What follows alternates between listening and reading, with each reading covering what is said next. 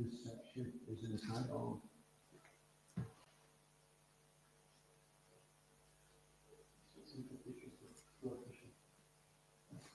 Oh.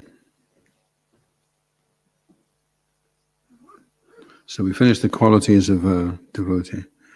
We're on to Krishna's qualities. He continued, this boy has a reddish luster in 7 places, his eyes, the ends of his hands, the ends of his legs, his palate, his lips, his tongue, and his nails. A reddish luster in these 7 places is considered to be auspicious. 3 parts of his body are very broad, his waist, forehead, and chest. 3 parts of his body are short, his neck, thighs, and genitals. 3 parts of his body are very deep, his voice, intelligence, and navel. There is highness in 5 parts of his body, his nose, his arms, ears, forehead, and thighs. In 5 parts of his body there is fineness, his skin, the hairs on his head and on the other parts of his body, his teeth, and his fingertips. The aggregate of all these bodily features is manifest only in the bodies of great personalities. The fate lines on the palm are also considered to be auspicious bodily symptoms. In this connection, one old gopi informed King Nanda, your son possesses various wonderful fate lines on his palms. There are the signs of lotus flowers and wheels on his palms, and on his soles there are the signs of a flag, a thunderbolt, a fish, a rod for controlling elephants, and a lotus flower. Please observe how auspicious these signs are. Shri Rupa Goswami Prabhupada ki jai. Om Namo Bhagavate Vasudevaya. Om Namo Bhagavate Vasudevaya. Om Namo Bhagavate Vasudevaya. Reading from the Srimad Bhagavatam, 7th canto, chapter entitled Ideal Family Life. That's not a contradiction in terms. And this chapter is chapter 14 and it's text 5. Yavad atam upasino. Yavad atam upasino. Dehe gehe cha pandita. Dehe gehe cha pandita. Virakto raktavat tatra. Virakto raktavat tatra. Niloke naratam nyasat. Niloke naratam nyasat. Yavadatam upasino. Dehe gehe chapandita. Virakto raktavat tatra. Shishikoni Taimai Pushashiki Jai. Niloke naratam nyasat. Yavadatam upasino. Dehe gehe chapandita. Virakto raktavat tatra. Niloke naratam nyasat.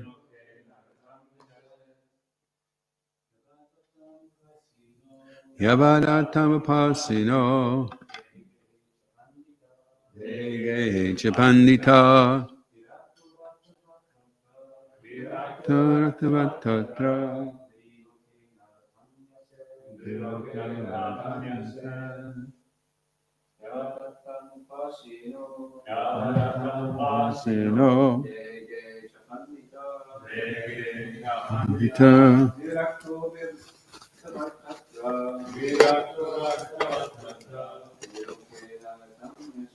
Relocate Alhamdulillah.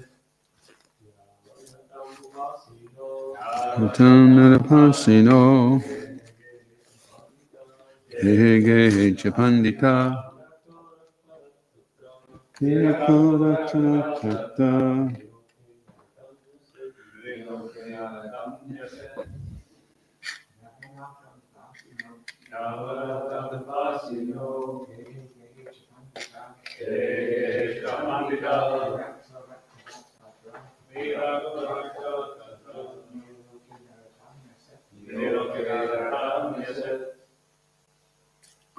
Yavad Artam, as much endeavor for one's livelihood as necessary.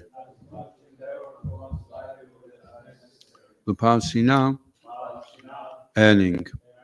Dehe, in the body. Gehe, in family matters. Cha, also. Pandita, one who is learned. Virakta, not all attached. Not at all attached. Raktavat, as if very much attached. Tatra, in this. Niloke, human society. Naratam, the human form of life.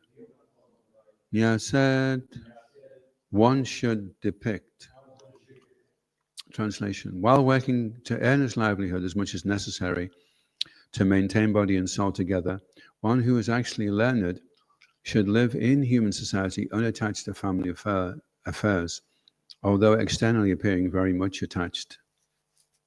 Responsively, please. While working to earn his livelihood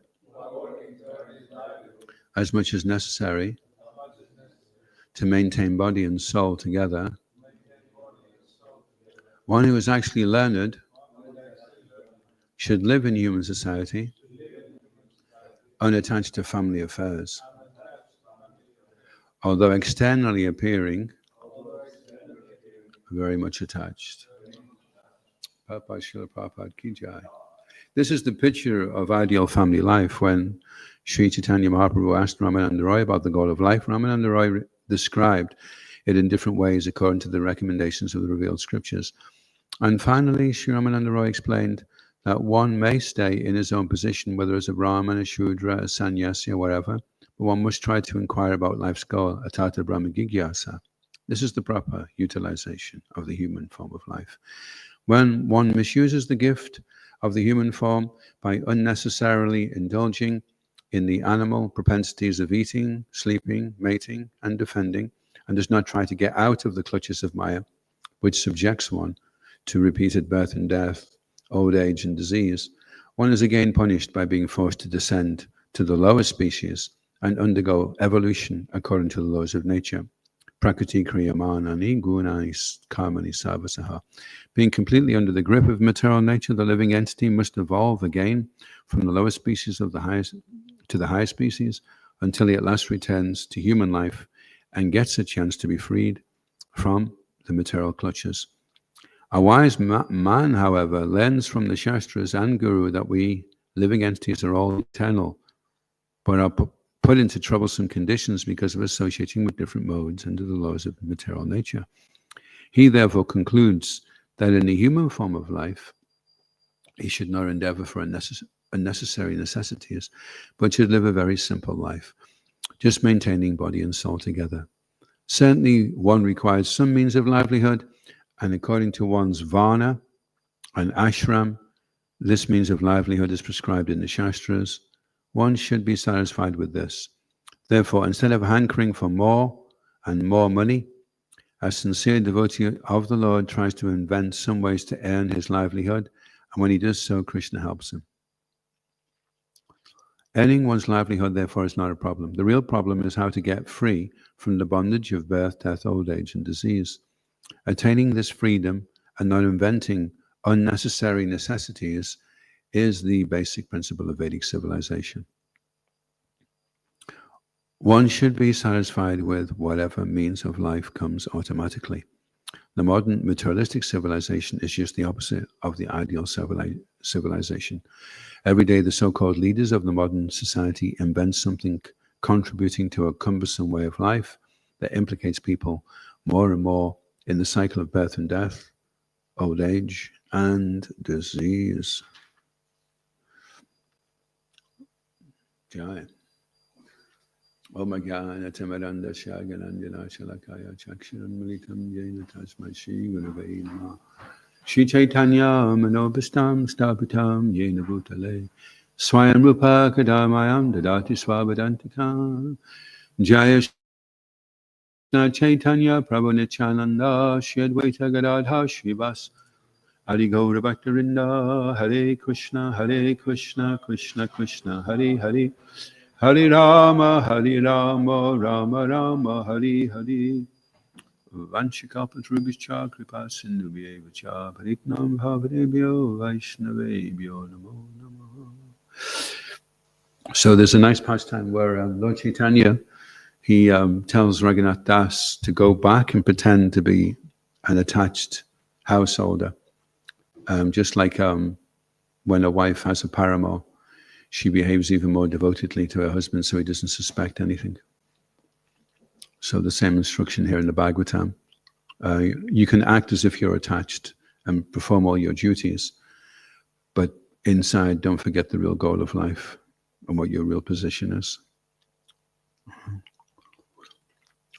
And don't over-endeavor. Achihara priyasascha. So achihara, when you collect too much, and priyasascha.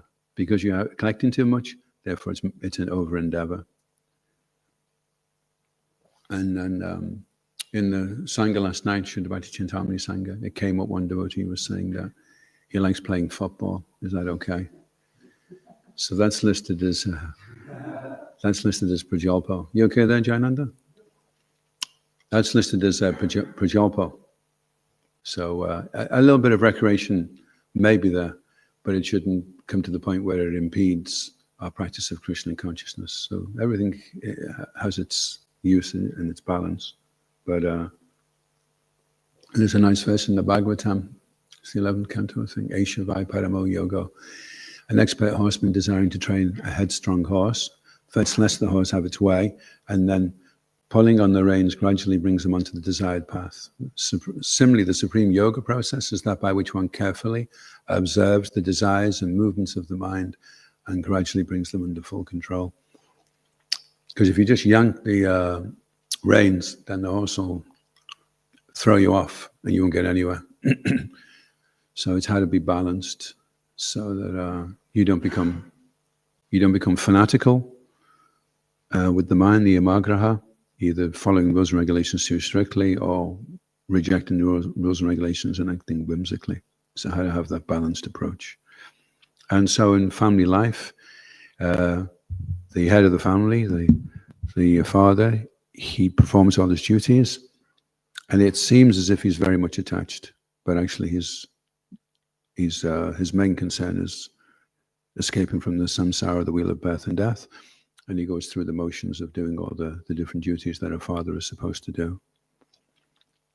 So Prabhupada starts the paper by saying that Chaitanya Mahaprabhu was hearing from Ramananda Roy. So Ramananda Roy started by saying following the Varnashram, then he talked about devotional service, and then spontaneous devotional service, and then the conjugal love that the gopis have for Krishna. So but in the beginning stages, just following your rules and regulations, the Vaidhi Bhakti, and then later on, when one becomes spontaneous, then we go into high levels of devotional service.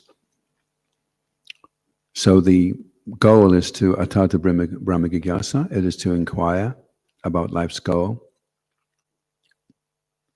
which is interesting because we don't really have, in education now, there's no real inquiry into the goal of life. That's like, you can try and work that one out for yourself. We're just going to try and teach you how to make money. And as long as you play your part in the economic mechanism, then that's all we require from you. So actually, right from a very early age, it should be established that there is a goal of life and that we should pursue that goal of life. And then whatever else we have to do is a secondary consideration. Otherwise, the animal propensities become prominent. And material nature looks at the living entity, and if the living entity is not showing any inclination towards inquiring into the meaning of life, then material nature is thinking, well, what's the point in giving him a human form of life? I'll just give him a body of a dog, and he can run around. If all he wants to do is and some people even say, that they ask them, do you believe in reincarnation. They say, well, if reincarnation did exist, I'd like to be a dog because my dog has a great life. Doesn't pay any council tax, doesn't have to worry about following any commitments or rules. It just runs around and enjoys itself. So if the goal of life is eating, sleeping, mating, and defending, then the dogs are doing that better than we are. So they may as well just become dogs. Dogs and hogs. So if you don't try to get out of the clutches of Maya, and then again you'll be punished. You'll be forced to descend to the lower species, and you'll stay in the material world. Prakriti Kriyamanani. One time Prabhupada was asked by this lady, she asked it in a very kind of confrontational way. She says, so, does everyone go back anyway, eventually? And Prabhupada said, no. Some will stay here forever. But I think he was just saying that to put her in a place. In the grand scheme of things, all the souls will eventually go back, but it may be a long, long time before they do. And that's why Krishna says, Manushanam Sahasreshu. Out of many thousands, one may endeavor. And of them, only a few, actually. And out of many people, some may start chanting Hare Krishna, but of those who chant Hare Krishna, how many of them can continue on chanting Hare Krishna for their entire life? And of those that do, how many of them can chant Hare Krishna at the time of death? Maybe not so many. But we can increase the number of devotees that are chanting Hare Krishna if we can very, very seriously implement study of Srila Prabhupada's books. We have a morning program, and outside that morning program we should find an hour a day to study Srila Prabhupada's books at the very minimum. In fact, I was talking to Priyavata yesterday, and he was saying he went to Mayapur and he saw Shiv Ramraj. And Shiv Ramraj made one of these statements that you don't forget ever, you know. He says, you should read Prabhupada's books for an hour. I think the question came about how do we safeguard against, discontinuing chanting and performing devotional service. He says you should read Prabhupada's books for at least an hour. And the ideal morning program is you rise at 3, you read for an hour, you come to the morning program and chant your rounds.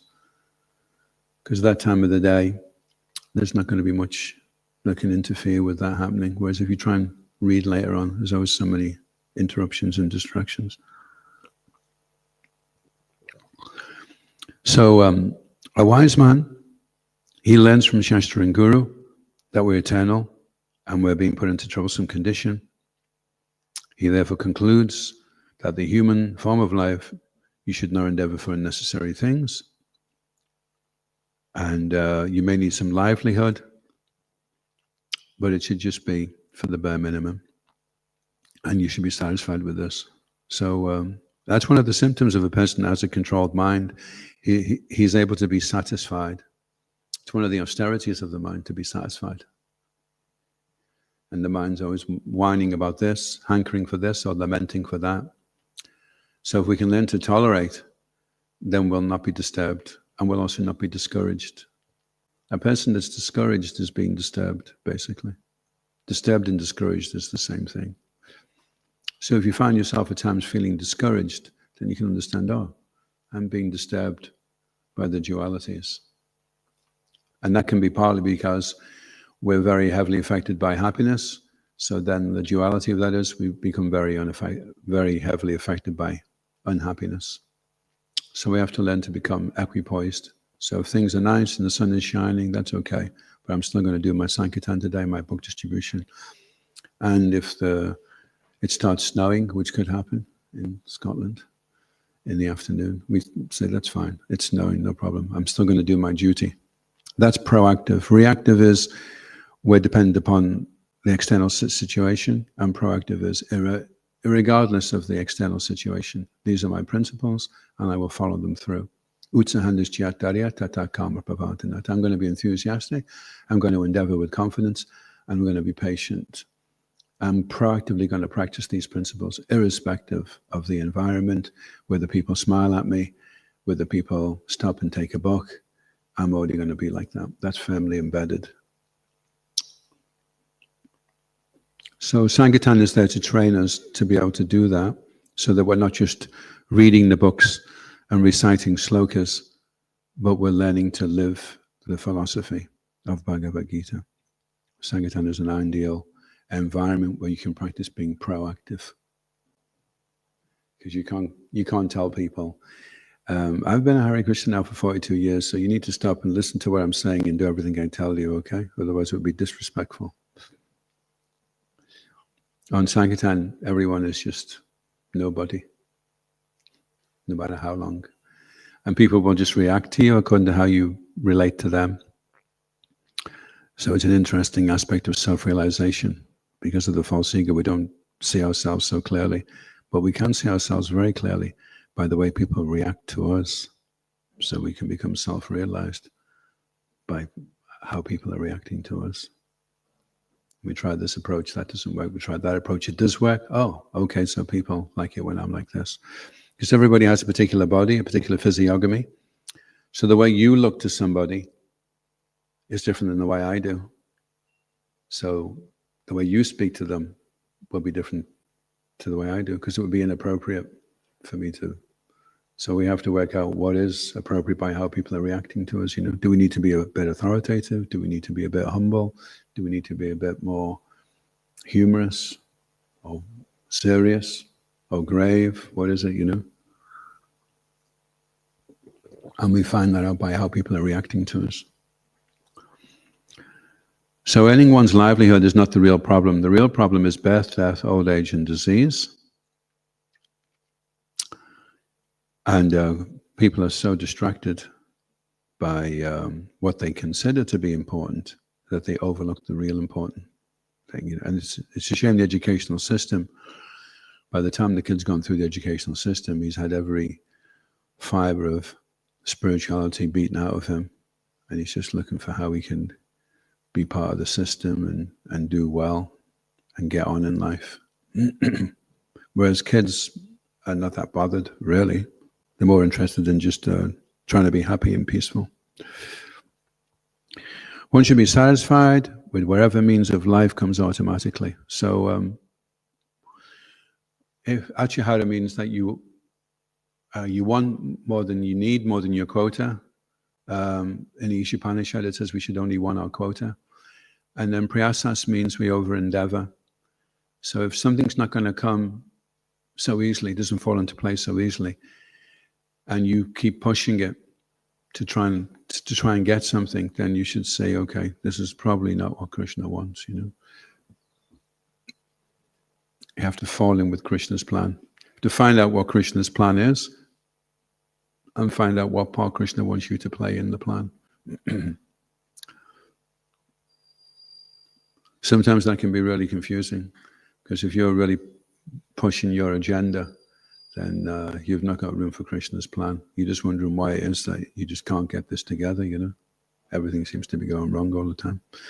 So sometimes if you just back off and just become malleable, then everything will work out perfectly, because Krishna is the expert judge of time and circumstance. So he knows exactly what it is. We know what we want, but Krishna knows what we need. There could be two different things. Everyday so-called leaders contribute to making life more cumbersome and keeping people in the cycle of birth and death. So the problem there is not just the leader, but all the people that he implicates. So the leaders get a heavy reaction. Being a leader of human society in Kali Yuga is not a desirable prospect. Unless you're really going to be a good leader, you know, then you're going to get your reaction multiplied by 5 times, isn't it? Any questions or comments? Yes, Ishan Prabhu.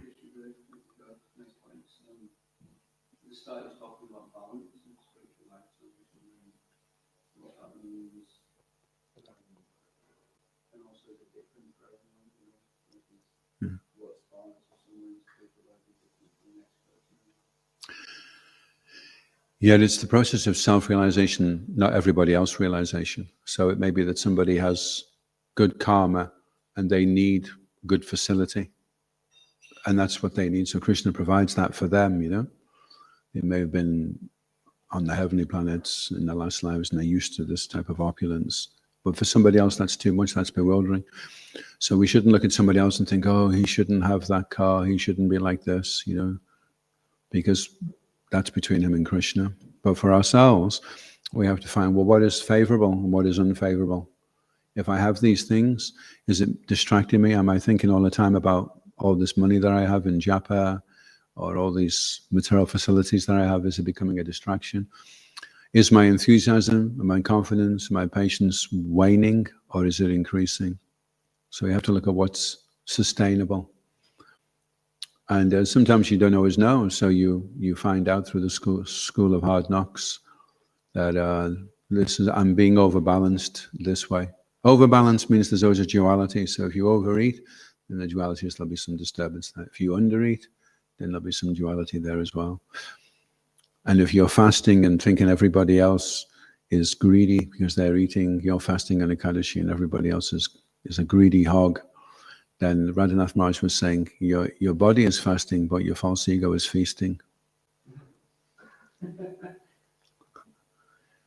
So what's your reason for being strict and following the rules? Is it just so that you can feel better than somebody else? You can look down your nose at somebody else? Then it's still a material thing. Where over an extended period of time, you can start to see what things are helping you be enthusiastic and what things are detrimental to your enthusiasm, you know. And for brahmachari, their life is very simple, really. This is ideal family life. So if the brahmachari is happy in his ashram, then he can stay in that ashram. The funny thing is, the best grihastas are the fixed-up brahmacharis. Prajumna was saying that the other day. Because they won't get affected or diverted from the practice. That's why Prabhupada said every man should be a brahmachari in this movement, and every woman should get married.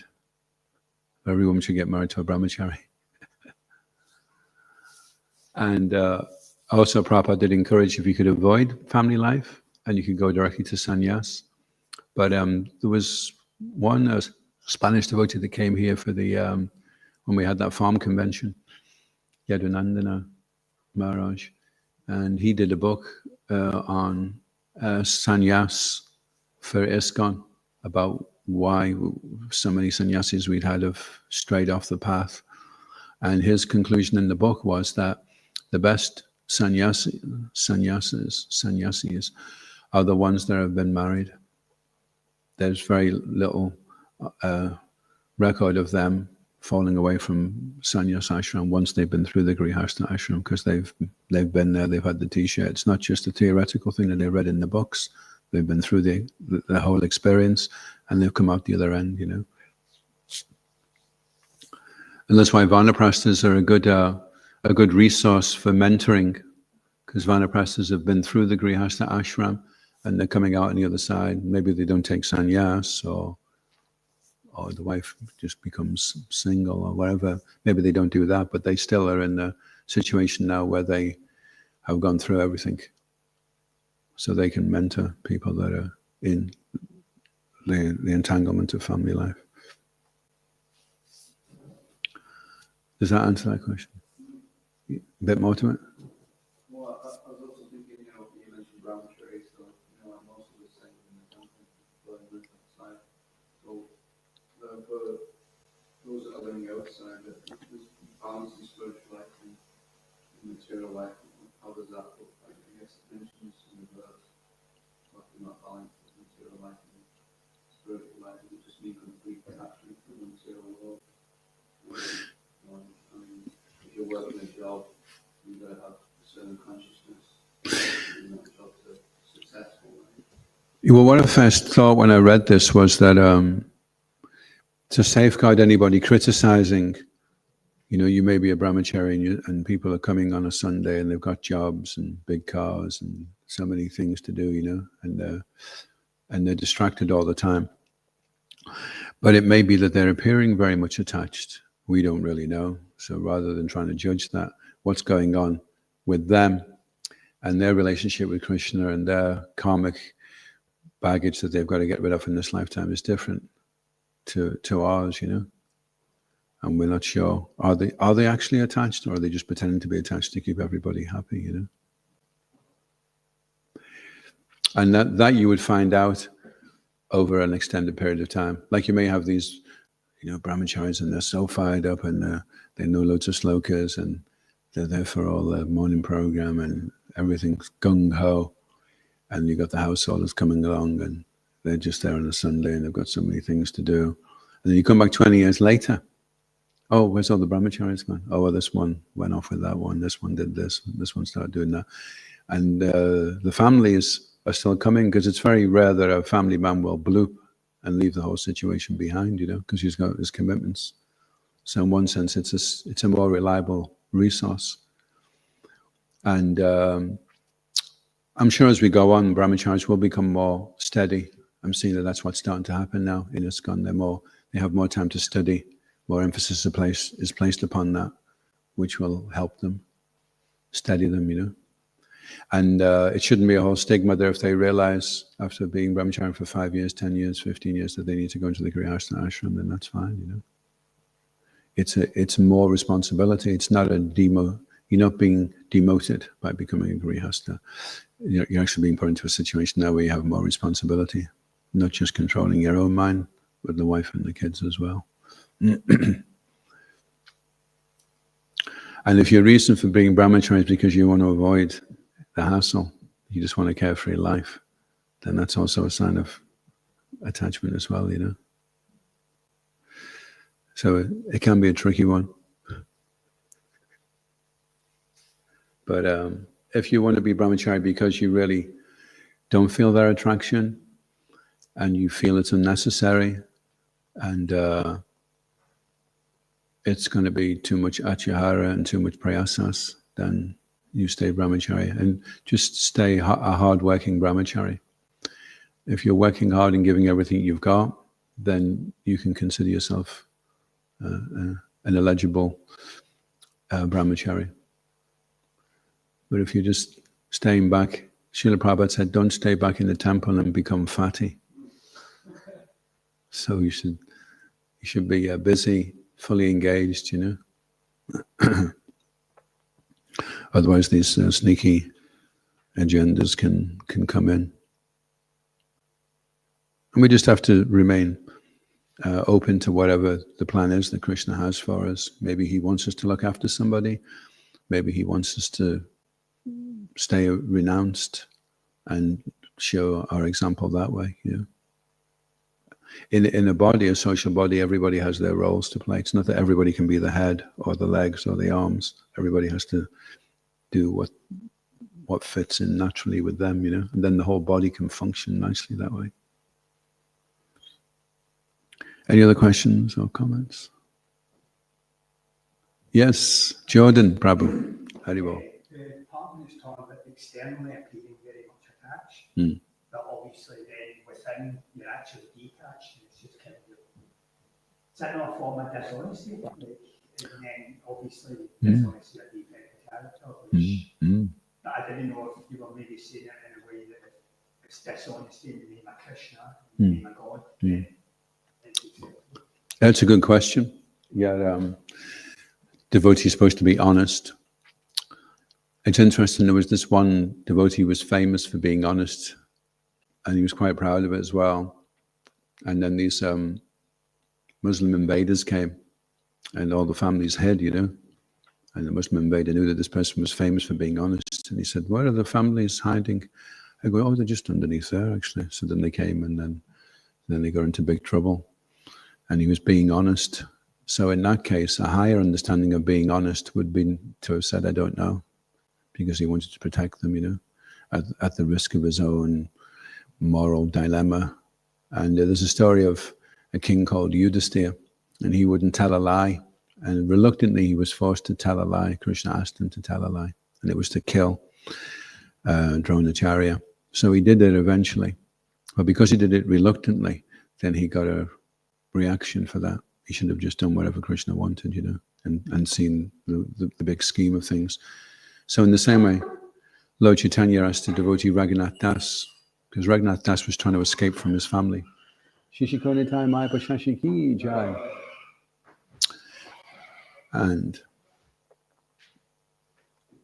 his family were really rich, so his father had like 12 bodyguards watching him all the time, you know. Because he kept trying to run away, then they had like increased security on him.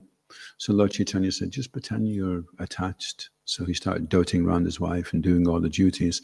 Then his father relaxed everything. He goes, oh, he's come to his senses. He's a normal boy again now. Great. So they slackened it off. When he slackened it off, then he was able to leave. So Lord Chaitanya encouraged that ploy for the higher sense. So when you're looking at honesty and justice and morals, you have to see that there's a hierarchy of consideration. And what may be okay on this level, on another level, contradicts that, you see. So that would take a certain amount of maturity and understanding. And also a rigid principle we have in spiritual life is that we take shelter of authority, the guru principle. So if we have that authority in our life, then the guru can come in and he can say, tell a lie, do this, whatever it is, you know. And if the guru is bona fide and it's sanctioned, then everything's fine. That's the big if. So you have to, Rupa Goswami says we should discriminate when we're choosing a spiritual master, we should discriminate. And now, as the years go by, it's much safer in ISKCON who bona fide gurus are, because if they've been practicing strictly for 30, 40, 50 years, then we know they're pretty fixed. They're not going to be going anywhere else, you know. Whereas initially when ISKCON first started, we were all young people, you know, and it was hard to see who was going to still be around years later. And sometimes mistakes were made choosing people as leaders that weren't really that qualified. They could have been qualified, but they decided to go the wrong way, you know. But once you do contact a bona fide spiritual master, and through studying the books and studying his character, you become aware this person's in contact with Krishna, and when he's speaking, it's Krishna speaking through him, then that's the safest situation to be in. Any other questions or comments?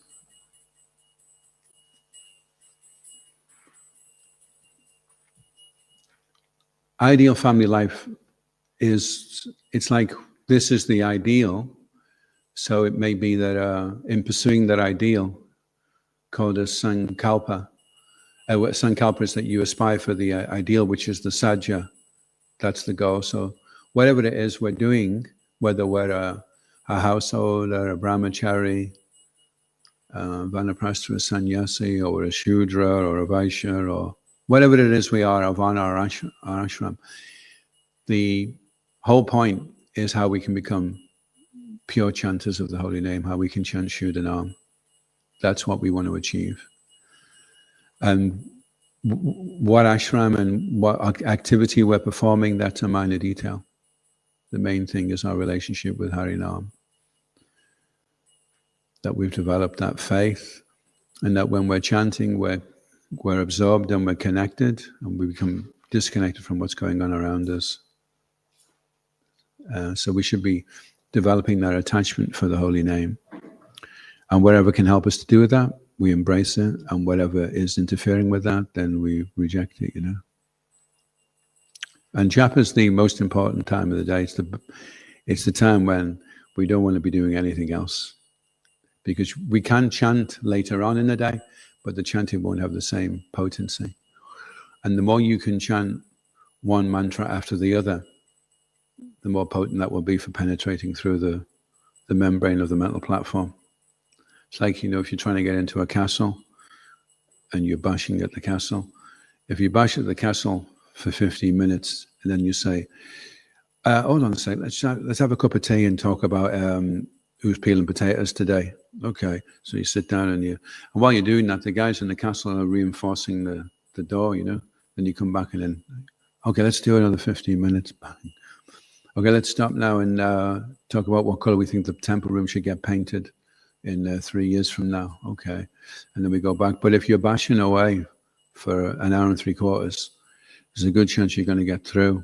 You'll bash through. It may not be to the 12th or 13th round, but suddenly the mind will subside and the mantra will come out very powerfully. Oh, this mantra is actually not normal sound vibration. This is none different from the Supreme Person. Wow. But it doesn't happen in the first few rounds, you know. And so Prabhupada said the two most important things, Jamuna said that Prabhupada said was clean bead bag every day. And when you chant, when you put your hand in your bead bag, that bead bag doesn't come off until you've done your 16th round. So you have to chant fast if you're going to do it now in 3 hours. What somebody thinks difficult when they're chanting fast to connect with your own name? Should we just put priority on chanting fast anyway to get through it in that time? Or is it worth taking a little more time so we have that feeling, that connection with it? Well, to chant quickly it's more of an endeavor to do that. And it takes more focus, more concentration, more control. And it may be, and that's why Srila Prabhupada would always say, especially when someone's new at chanting, that the main thing is to hear the mantra. So that should be the foundational principle. However, it is also expected that after you've been chanting the mantra for some years, that you've become proficient enough to be able to chant the mantra reasonably briskly. And that's why Srila Prabhupada said everyone should learn to chant 5-minute rounds. Everyone should be able to chant a round in 5 minutes. And if you look at the Babas who chant lots of rounds, they chant quickly. I mean, you cannot chant 192 rounds a day and do anything else unless you're going to chant quickly, you know. But it's not that it should be forced. It should come naturally, of course. But it's something that we should want. We should want that to happen. Prabhupada said the mantra should flow like the Ganga. It should be coming out. And if you're chanting and breathing at the same time as chanting, then however long it takes you to breathe, you could be saving yourself a minute around if you can chant and breathe at the same time.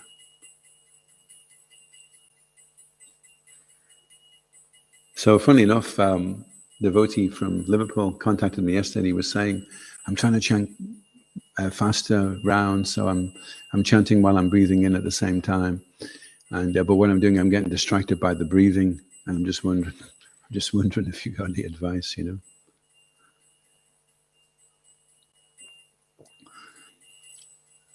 Hare Krishna, Krishna Krishna, Hare Hare, Hare Ram, Ram Ram, Hare Hare, Hare Krishna, Krishna Krishna, Hare Hare, Hare Ram, Ram, Hare Krishna, Krishna Krishna, Hare Hare, Hare Ram, Ram, Hare Hare, Hare Krishna, Krishna, Hare Hare, Hare Ram, Hare Krishna, Krishna, Hare Hare. I mean, it's quite fine because if you can just save 1 second on the mantra, then times 108, that's your mantra's going to be 2 minutes quicker, you know. Your round. I mean, we do this Japa Sangha. I've been doing it now for like 3.5 years, and we're still just scratching the surface of what it is to chant. You know, it's like such an amazing science. Just some more clarification. I was talking about this experience. I've heard it said that we should pronounce the mantra very clearly and be very focused on it. Should we do anything? Should that be a real focus and then go at the speed, or? Well, it's interesting. If a devotee, I'm not saying anybody here is, but just let's say a devotee was very slightly in the mood of ignorance when he was chanting. So he may think, well, I'm going to bypass the mode of passion. I'm going to go straight into the mode of goodness. Hare Krishna, Hare. So to get to the mode of goodness, you have to go through the mode of passion. And the mode of passion means, Bhaktisiddhanta Saraswati Thakur, he said, if I could just raise one of my disciples to the mode of passion, I would consider my mission successful.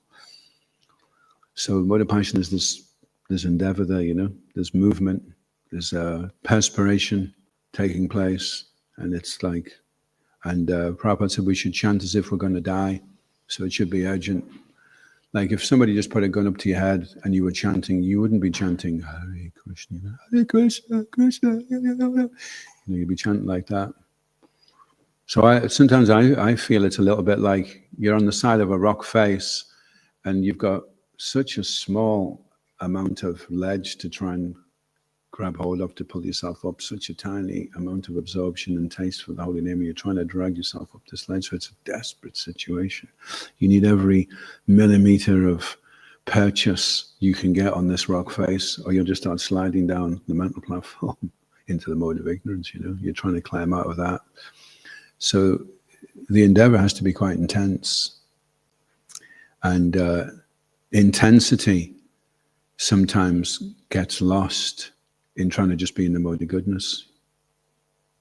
So it should be, better than saying quick rounds, better to say eager rounds, because quickness has a tendency to make you think, well, I did that one pretty fast, but it would be better to be eager, that you're eager, you really want to, keen as mustard.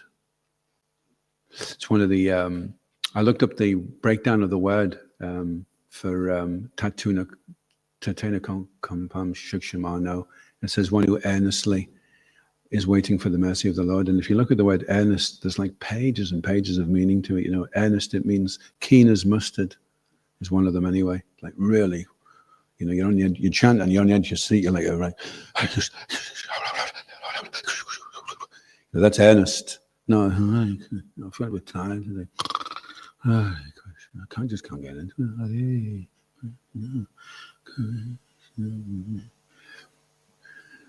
So, bit of passion in there, and then if you sustain that passion over a prolonged period of time, it goes into the mode of goodness, and then suddenly the name is there, it's fixed, the mind is abated, and it's just you and the holy name. There's nothing else coming in. Prabhupada said, one time they asked Prabhupada, what should we think of when we chant Hare Krishna? And Prabhupada said, the chanting is the thinking.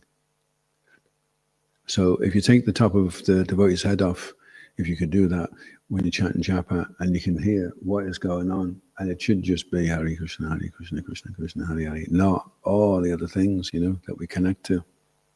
But to get to that, you have to push. There has to be some intensity, some endeavor there, in a very, very focused way, earnest way, a very eager way. And there's prayer, pronunciation, and posture. So if the devotee's posture is, he's like really trying to be comfortable. The back should be straight, and the stomach muscles, if you lean a little bit forward, it forces a little bit back, and it forces the stomach muscles to tense up. It's very hard to fall asleep like that. Really hard, But if you're slouched forward and the muscles are relaxed and you're chanting, you're setting up and you're chanting, but because the position is slouched, then there's a good chance you're going to crash out. Even though with all the sincerest endeavor and earnestness that you can muster, you're going to fall asleep. So posture, pronunciation, and when the mantra really starts to come out, the Krishna goes really crisp. It's like a knife's edge. Krish, shh, ksh, just cutting everything down, all the nonsense, all the attachments, all the offenses. Krishna, Krishna, just goes clean through, Hare Krishna, Hare Krishna, Krishna Krishna, Hare Hare, Hare Krishna. And then you're not even thinking about it anymore. The mantra is chanting you. You're not chanting the mantra, but when you're with the false egos that you think you're doing it, I'm going to say Hare, and I'm going to say Krishna, and I'm going to say Rama, and I'm going to say Hare, and I'm going to concentrate, and I'm going to hear it, and I'm going to say this, and I'm going to do this, and I'm the doer, and and then it shifts over that suddenly, the mantra is actually chanting, and I'm going along with it. This vehicle made of sound, and it's come from Goloka, and it's taking me back to Goloka. I just have to climb inside and not interfere with it. And just go with it. Just go with the mantra.